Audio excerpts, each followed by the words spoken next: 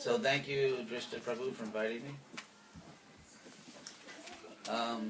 I'll begin by telling you Prabhupada's story. Actually, it's not just one story, but something Prabhupada often said. I personally saw him say it many times. Whenever parents would bring their little children in to see Prabhupada, devotees, in those days all the children were little because the movement was young. And Prabhupada, of course, loved children, and he would talk to them a little, play with them, and then he would turn to us, and very gravely Prabhupada would say, take care of them, they are the future hope. So that's, maybe they could go in the background and play. There's a place upstairs too. I know, Hare Krishna movement, you're being... Maybe just like it just in the back door like this.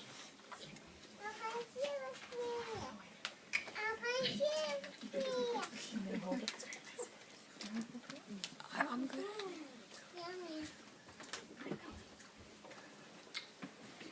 So, we'll watch her up the stairs. Oh, the kids.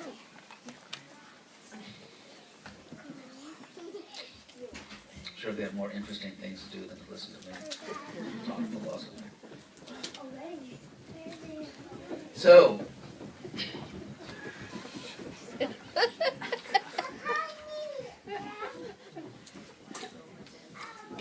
many times I heard Prabhupada say that.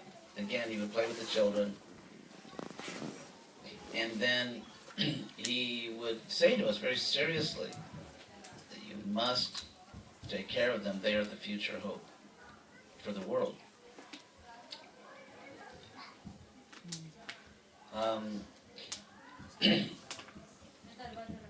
Prabhupada came to America when he started ISKCON, the Krishna Consciousness Movement, because he said that the world was, or modern society was like a headless body. And so education is practically our most important program. Charity begins at home. It would be, as we know, it would be absurd to spend so much time and energy trying to reach non-devotees and to neglect our own children. So our first compassion, our first consideration should be for our own children. And actually this is the culture in India, isn't it? Like Prabhupada would always speak about the village relationship, so that an older man would be, or an adult man would be father, mother, uncle, or aunt. Isn't it still like that? And so this is a higher understanding that actually everyone, what do they say in India? Jagat Kutumbam or something like that. Vasudeva Kutumbam. Yeah, Vasudha. Kutumbam. Vasudha. Oh, yeah. Kutumba, yeah, that God's family. Krishna says in the Bhagavad Gita, Vasudha is earth. Krishna says in the Bhagavad Gita, Pitahamasya Jagato, I'm the father of this world, Mata, and the mother. Actually, 3 times in the Bhagavad Gita, Krishna is mentioned as father. One time he says, Pitaham Asya Jagato, I am the father of this world and the mother. Pitahamaha, the grandfather. And then another time, the verse that Prabhupada would always quote, he would say that, Aham Bija Pradak Pita, I am the seed-giving father of the world. And Arjuna, in chapter 11, Arjuna says to Krishna, Pita Asi, you are the father. Pita Silo Kasya Chara Charasya. You are the father of the entire world. So, Also, interestingly, twice in the Bhagavad Gita, Krishna uses the term sarva bhuta hitevata, that in order to be successful in spiritual life, one must be dedicated to the good of all beings. Sarva bhuta. So, we must begin with our own children. And America, it's interesting that America, of course, has become the single most important country in the world. And if you look back at history, America was also perhaps the first country in the world to establish a very a serious system of public education. And the reason was, it's very interesting, it actually goes back to the Protestant Reformation. And so I'll tell you a little bit about the philosophy of education in the West and why it is that America has the greatest education infrastructure in the world, and that's why intelligent young people from all around the world come to American universities. Which is, the idea was that for many, many centuries, it was, not only did people in general not read Shastra, their Shastra is the Bible. In Christian Europe, it was actually against the law. The idea was that if people in general read the scriptures, that would undermine the authority of priests. And so, for example, the first time the first time someone translated the Bible into English, I think his name was Tyndale, and published it. He was a printer. In those days, people like William Blake, printers, would often write because they had something to print. And so he translated the Bible into English and published it, for which he was executed. He was actually, Henry VIII, who was sort of a maniac, went after him. He fled to Holland, and the king sent secret agents. They arrested him, brought him back to England. He was tried, convicted, and executed for allowing people in general to read the Bible. Even though Jesus only really preached to peasants for the most part. But anyway, so the whole Protestant Reformation, one of the big points was that people in general should read Scripture. And unless people are educated, how will they understand Scripture? It's just like Prabhupada said, that religion without philosophy tends to be sentimentalism or fanaticism, of which there is far too much in the world.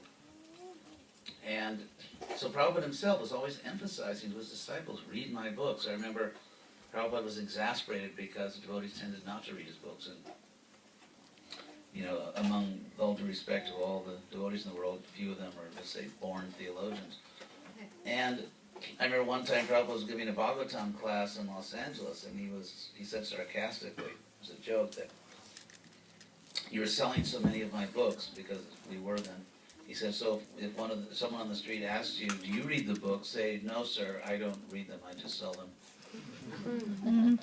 So the idea was that unless people are educated, they will become religious fanatics, or they'll become just materialistic. I mean, unless they're educated spiritually. If you in the old entrance, beautiful, ornately carved entrance to Harvard University, there is a plaque with a quotation that goes back to the Massachusetts Bay Colony. It's very interesting. Because of Protestants, they emphasize so much education, because everyone has to be able to read Scripture. And therefore, when the Massachusetts Bay Colony was set up, and imagine, they came, there were no paved roads. It was basically just a world of mud and people shooting arrows at you, and it was pretty miserable. And so, and yet, literally just maybe 10 or 20 years after arriving and just building very rudimentary homes, putting a roof over their heads, and just finding a way to feed themselves, not too many years after that, they founded Harvard University. And the reason they did it is, as they wrote in the journals of the Massachusetts Bay government, and that quotation is above the entrance, the old entrance to Harvard. They said that now that God brought us over the ocean, and we were able to build our homes and basically survive. They said naturally, the next thing we thought of was to build schools.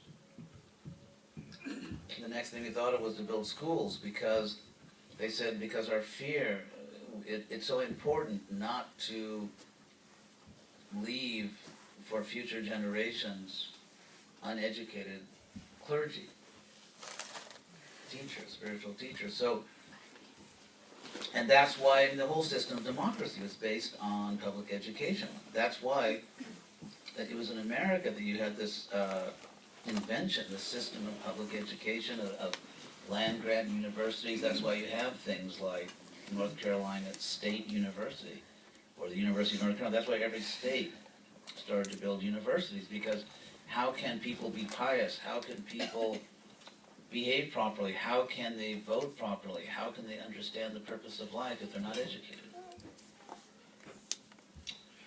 And it's interesting because this all goes back to, part of this, of course, was the Age of Enlightenment.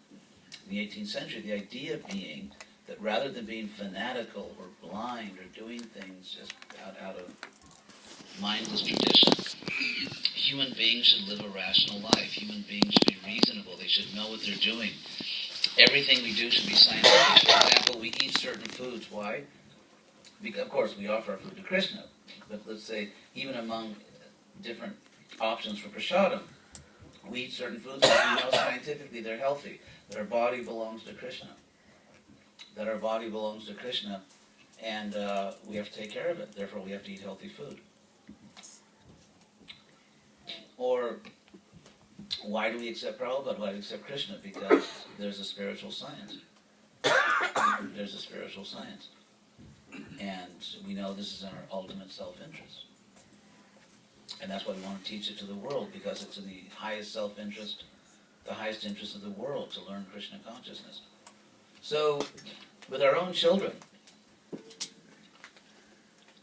like take, for example, the city of Chapel Hill, which is obviously a city which has an extraordinarily high rate of education. The percentage of people living in Chapel Hill that have a bachelor's degree or graduate degree is far above the national average. And it's not a coincidence that you also find in Chapel Hill way above average concern for, let's say, environmental concerns, in terms of keeping a healthy environment, public transportation, green areas, and so on. If you look at the countries in the world that have the most honest government, it tends to be in Scandinavia. Anyway, but if you look at the countries in the world that have the most honest governments, they are also countries that have the strongest systems of public education. And so there's a direct connection between the ability of someone to lead a productive life, a healthy life, materially and spiritually healthy, to make wise choices, to act in a way that helps the world and doesn't harm the world. All of this is connected to education. And so,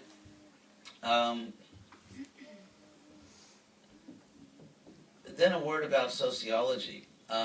We want to build up Prabhupada's community here in this area. And education is by far the single most powerful engine to grow, to build a community. There's no question about it. I'll give you one real world example. I became GBC of Florida in 1981, 82. And when I took over there, Gainesville Temple had just closed. They'd sold the property and closed the Gainesville Center. And on the farm, the Lachnuram Reti, there was a very impressive number of devotees. It was 3 in a trailer, and the screen door was broken. So, and so we gradually developed things. We reopened Gainesville, but then when we brought a school there, when we started school there, the Alachua community went from 30 devotees to 300, literally within a few years. I know when I was young, ever since I was a child, my parents, of course, they always placed education first, and they would move any respectable person that I knew about when I was growing up, they would move to a particular neighborhood because of the school district. Responsible parents, when they chose where to live, they were choosing school districts, first of all. And so, promoting education, realizing that to save our own children, to save the world, to build community, for everything good and desirable, the center is education. It's the sign of a, how should I put it? It's even the sign of a mature human community, not to speak of a spiritual community. So, these children, we have one chance, because once they get to a certain age, they do what they want. And so we have this one chance, and if we don't seriously commit ourselves, if we don't really emphasize, practically above everything, education for our own children, they will never forget that. They will never, when we ask them later, like, well, why don't you want to be a devotee? Or, why do you have this problem, or this or that? We have to, now is the chance when they're young that they have to really experience in their life that I grew up in a community where nothing was more important than me. I was very fortunate. I had Krishna bless me with very, very loving parents. And when I was young, I received a lot of love. Actually, always my parents. And so, and because I never doubted for a moment, myself and my brothers, we never doubted for a moment that the most important thing in the lives of our parents was us. And the result was that my mother has passed away about 5 months ago, and it's interesting because I was living in Santa Monica, actually very close to her, and I was visiting her regularly, and my other brothers were coming, and many of the caregivers were saying that they'd actually never seen a family that was so dedicated to taking care of their mother at the end. And so, and all the caregivers actually said this, and of course from our point of view, it was because we'd received so much. We had received so much from our parents that it's just, if you're not crazy or just sort of a born demon, when you receive all that love and attention, when you grow up in an atmosphere where you know that there's nothing more important to your family or to your community. It's when the children grow up in a Hare Krishna community where they don't doubt for a second that I grew up in a community where there was nothing more important than me. That we as children were actually the center of the community. The community really existed for many reasons, of course, but first of all, to take care of us. That's what everyone cared about more than anything. And that's the kind of community that grows. That's the kind of community that devotees all around the world are, waiting in line to move to. Because parents who really do love their children, and they will do anything to see their children get the best possible education. So,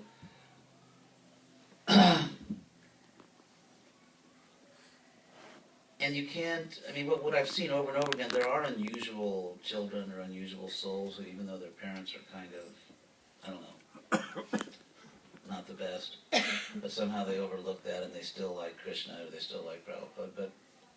But really, the realization I had, I remember the day my father passed away, and we were a very close family, which was the year 2000.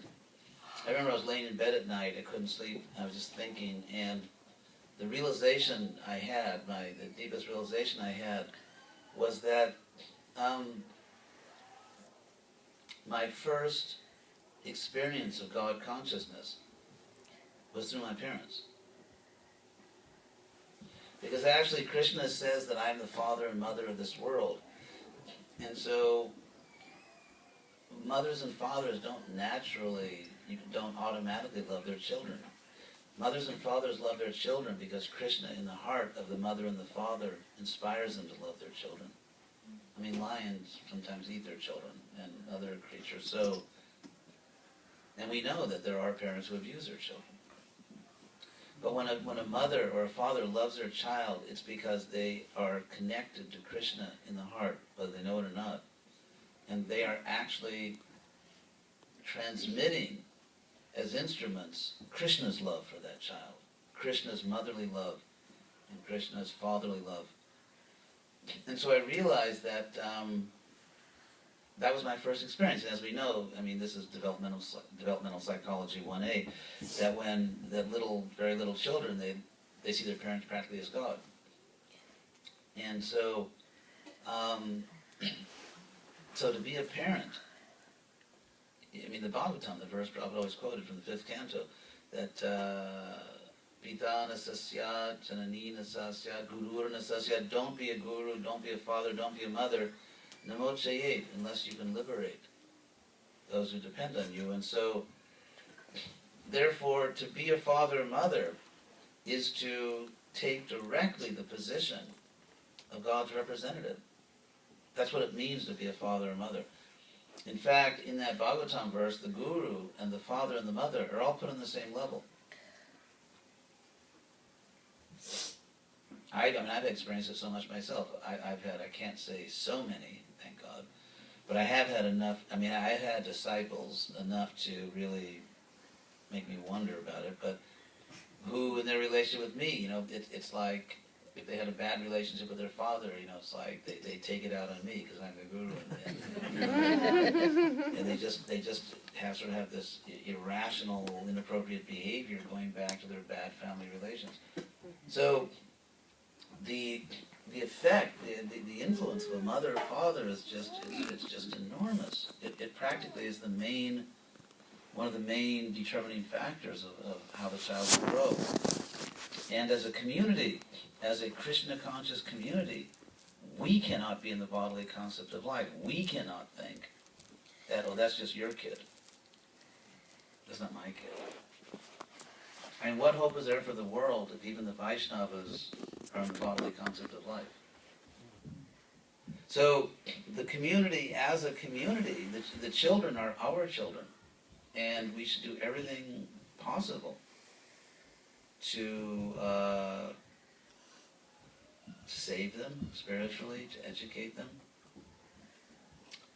and they'll reciprocate with us. And it's actually the only way a society can really grow and become powerful is when there's a powerful, you could say dialectic, or just a powerful, ongoing, dynamic relationship between generations, where one generation wholeheartedly gives everything possible to the younger generation. That generation grows up, reciprocates with their elders, and because they've learned that, they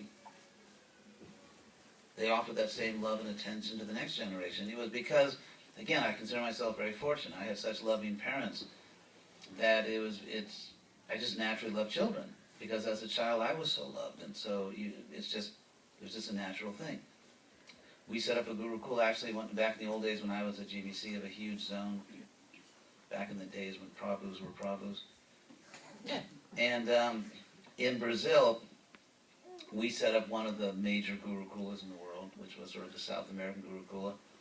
And of all the sort of major Gurukulas in the world, we had the best record in the world in terms of not having child abuse and things like that. And when I set up the school, I took the very best devotees in the country, literally the very best devotees in the country, put them in charge of the school, and we had zero tolerance for any weird behavior toward a child. Absolute zero tolerance. And so now we have this opportunity. I'd like to thank all the devotees who are actually engaged in the school. I'd like to say that I think we should all help. I heard the announcements, so obviously there are people needed in so many ways to teach, to help, and also financially.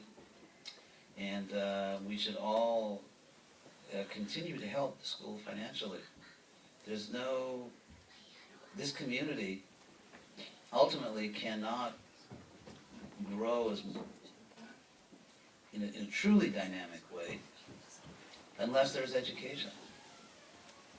There's no way around it. There's not something else we can do and still grow into a very big, powerful community without education. There is nothing else. It's education. And so I can't say I humbly request you, because I don't think I do anything humbly, but with all humility I have, may not be that much, but I do sincerely request you, and I plan to also continue giving to school, and I think Trista will crunch the numbers with you. But this really is a critical moment. If you study history, I am, I guess what you call a history buff. I mean, I've taught history in universities, and I'm sort of always studying history. I mean, sometimes to relax, I'll just watch a YouTube video on medieval history or theology or something, just to relax. But what you find in history is that when you study history, is that history often literally pivots on a dime, pivots on a very small point. There are crucial moments in history where one person, one decision, one speech, one vote, one act changes the whole course of history. And that, I mean, I'll give you one example. It was like there was one dumb general who picked the wrong place to fight. There was this Byzantine Empire. The Eastern Roman Empire actually outlived the Western Roman Empire by 1,000 years. And you had this, and so they were based sort of in Persia. And then you had this, and it went, it was actually, in Byzantine Constantinople, and then extended all the way toward Persia. And then you had this growing Islamic empire, and they had this battle which would determine the fate of a huge part of the world. And one general. The Byzantine army was actually, it was well trained, they had a lot more soldiers, but he picked the wrong battlefield in terms of topography, the lay of the land, where the rivers are. If you study military history, choosing the right battlefield is a very big part of it. And anyway, he was outflanked, and they lost the battle, and world power changed. World power, the lives of hundreds of millions of people were drastically altered. Zoroastrianism, which perhaps which was actually coming from Vedic culture, is perhaps the first, perhaps the original monotheism in that part of the world, west of India. It was practically destroyed. A powerful monotheistic religion, which was for 1,000 years had been the religion of an empire, was destroyed. And there's just a few, and the only place in the world that would actually give them shelter was India. And so they went to India and became the Parsis. One just little story, I can't help telling this, it's just interesting, about ancient history, about Vedic culture. The first great Persian emperor was named Cyrus. And he was the first leader in everything west of India. He was the first leader to officially abolish slavery. It was already abolished in India, but in terms of the known world, in this part of the world, he abolished slavery and declared complete freedom of religion. He's called a Messiah in the Old Testament. He's called a Messiah because the Jews had been conquered by Babylonia and taken their sort of state of semi-slavery. And then he conquered Babylonia and sent them back to Israel and gave them money to rebuild their temple. As you can see, the relationship between Iran and Israel used to be a little different. But anyway, here's the interesting part about this great emperor, Cyrus. Number one, the language of his empire, the language he spoke, was a dialect of Sanskrit. a dialect of Vedic Sanskrit. And number two, his name was not actually Cyrus, that's English pronunciation. In his own language, his name would be Kuru, which of course is a very famous name for kings, Kuru. So, it's very interesting that the first great emperor in west of India who abolished slavery and declared religious freedom, which both things which already existed in India. They didn't have slavery and they had religious freedom, and it was actually brought to this part of the world by a Vedic king who was known in English as Cyrus. But anyway, so history can pivot. So what we're doing now is so important. The great Charlemagne, who sort of reunited Europe after the collapse of the Roman Empire and all the chaos, and he started the Western university system. He saw that people were just so dumb. I mean, you had this very sophisticated Greco-Roman civilization that had become practically illiterate. No one even knew Latin anymore. It was really the Dark Ages, and so he requested the abbeys, these ashrams, these religious ashrams, please start teaching the public. And the most successful of these abbey schools became the University of Paris, Oxford, Cambridge. So civilization, the Renaissance, I mean culture, the success of a religion, we desperately need education. So anyway, I go on around my little history stories. But, so please do this. I definitely will continue to contribute, and I think we should all be extremely grateful to the devotees who have created the school, and we have to develop it more and more. This is the way forward. This is the way forward if we actually want to build a powerful, successful community. So, thank you very much.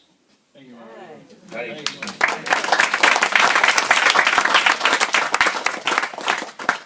Any questions? Any questions? Yes, please. Yes, Maharaj, I have been seeing read some news reports about how so many people are preferring homeschooling compared to sending children to public Yes. school. Could you speak a little bit on that trend and? Well, the public schools are scary in some ways. At least some of them are. Homeschooling,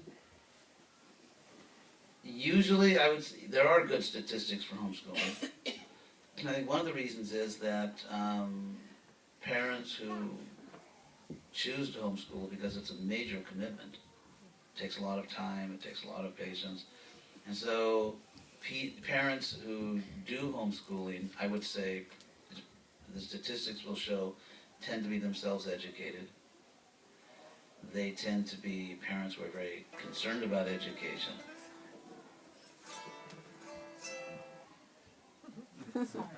Happens in the best of sampradayas. And so therefore it's kind of, you get, in other words, they're not just average people. They're parents that care a lot about education who probably gave pretty good brain genes to their kids. And so you tend to get very successful kids. And so at the same time, I think that ultimately a truly excellent school is a great blessing because the children learn not only academics but also invaluable social skills. And in our case, because, and also most parents don't have the time or energy or empowerment to homeschool, so there will always be, and there is now, a serious need for good schools. It's just so important that ISKCON not be a fanatical evangelical movement. We have to emphasize education. If you ask a simple question, what's the ratio in ISKCON of temples built and schools built? I don't want to criticize, actually I do because it's so much fun.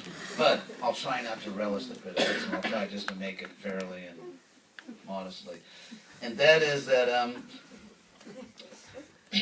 I think there's something that we really need to think and worry about when we see in the history of ISKCON that there's been probably maybe 20, 30 times more energy and money put into building big temples to perform ceremonies and rituals than in saving our own children.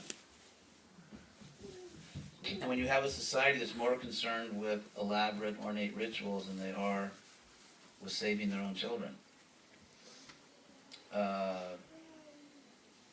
someone's got to, say, hey, wait a second. There's something like tragically wrong with this picture. Oops. I'm not saying we shouldn't build temples. I, love beautiful temples as much as anyone. But it's funny because if we think that Western people are going to, run to our temples to see our elaborate rituals and ornate altars and wall carvings and everything, think again. Look at Europe. Europe, they have these just incredibly magnificent cathedrals. I mean, they have one in, where is it, Milan or Cologne? I mean, all over Europe. I mean, cathedrals that literally, with thousands of people working on it, took 100 years to build. And so, good luck if we think in the near future we're going to equal that. I mean, these, hundreds and thousands of people, highly skilled craftsmen working for 100 years. There are a set of doors in a cathedral in Florence that I saw when I was a college student. I visited there. That took several generations just to carve the doors. And yet, the result is a strong proliferation of atheism in Europe. People, when Prabhupada went to the Vatican, he said, this is not worship of God, it's worship of architecture. And so, again, I'm not starting an anti-temple movement, that's not my point. But my point is, the Western people, do you want to know how to attract Western people? Honestly, more than almost anything I can do. If the word gets out in America, in England, in Germany, in France, in Australia, if the word gets out that the Hare Krishnas have absolutely the best schools, that they are the best educators in the country, guess what? We win. We're the Brahmins. Prabhupada came and said, I came here to create a Brahminical class. Who will take us seriously? Who will not laugh at us if we claim and say, hey everybody, we're the Brahmins, and we don't even educate our children? Our own children will. We'll just be a laughing stock. So personally, I think that the most powerful way we can spread Krishna consciousness in the Western world is by having the best schools in the country. And when Prabhupada was here, that was, I remember when I joined the movement, there was this real mood. It's like that song from Annie Get Your Gun, that old musical. Anything you can do, I can do better, I can do better, I can do anything better than you. So it's like whatever the non-devotees do, they're just doing it for sense gratification or for some material cause. We're doing this for Krishna. And Prabhupada really inspired us. You're doing this for Krishna. You're doing this for Krishna. So if you're cooking, if you're cleaning, if you're singing, if you're educating, you're doing it for Krishna. And therefore you have to do it better than anyone because it's for Krishna. And Krishna deserves the best service. How will any country, any society take us seriously that we're the Brahmins if we don't have the best schools? If we don't have the best schools, we're not the Brahmins. So I think there's so much at stake here. Frankly, if we put a lot of attention on building schools, if education, Krishna-conscious education, if that was the center of the Hare Krishna movement, I think by now we would actually be a very important movement in this country among American people. So what you're doing here, all of you that are participating in the school, is of great historical importance. That was the point I made when I started talking about history. I kind of lose myself in the history. But the point I wanted to make is that history pivots on a very... the whole world power... When Suleiman the Magnificent from the Ottoman Empire invaded Europe, the only reason we're not speaking Turkish right now is because of the weather. It rained too much. He couldn't bring his big cannon. He couldn't blow down the walls of Vienna. And therefore, we don't speak Turkish now.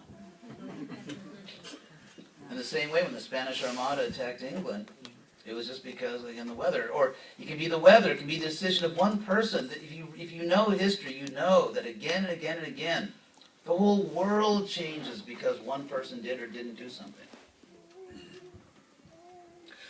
So in this room right now, we actually have the power, if we take it, to begin a process that will change history. There's no reason why Nugo Loka cannot become a beacon for America and for the world. I was in Prabhupada, with Prabhupada on his balcony in Mayapur when his disciple Srup Damodar became the Srup Damodar Maharaj, scientist from Manipur. He came to talk to Prabhupada and to tell him that Srup Damodar was from Manipur, Far East India, and he'd just come back from Manipur. He was just opening the movement in Manipur, and he said that there's still so many Vaishnavas there, and people still go to Mangala Arati. And so he was telling Prabhupada, Manipur could be the first Krishna-conscious state. Prabhupada's response was very interesting. Prabhupada said, yes. He said that now the time is coming when we do need to show that example, to have a Krishna-conscious state. And he said, and it doesn't matter where. It doesn't matter where. There's no reason why Nugo Loka cannot become the beacon. You can start a process here. If everyone in this room decides that yes, the center of an enlightened society, the center of a spiritual society, the center of a powerful Sankirtan movement is education that begins with our own children. And if everyone understands that, and you tell other people, there's no reason why. Again, while I was GBC, I personally arranged with Brahmatirtha Prabhu to set up a school there, and we went from 30 to 300 devotees within a couple of years. And the rest is history as far as Alachua. So it's real. It's not just a theory, it's real. North Carolina is already a very desirable place to live. That's why it's one of the fastest growing areas in the country, because of the moderate weather, because of the general education. For many reasons, North Carolina is a very attractive place for people to move. And there's no, and therefore devotees who tend to have remarkably human tendencies. It'll also be a very attractive place for devotees to move. And so make the best schools. Let us give energy to schools, and this community will double and triple and quadruple, and someday in the future we'll talk about tonight.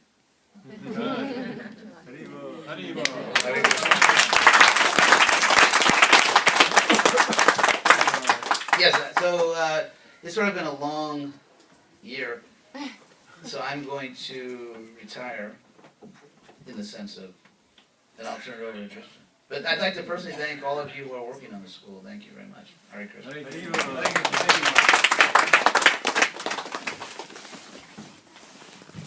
We'd like to thank His Holiness Rinai Nanda Maharaj for his wonderful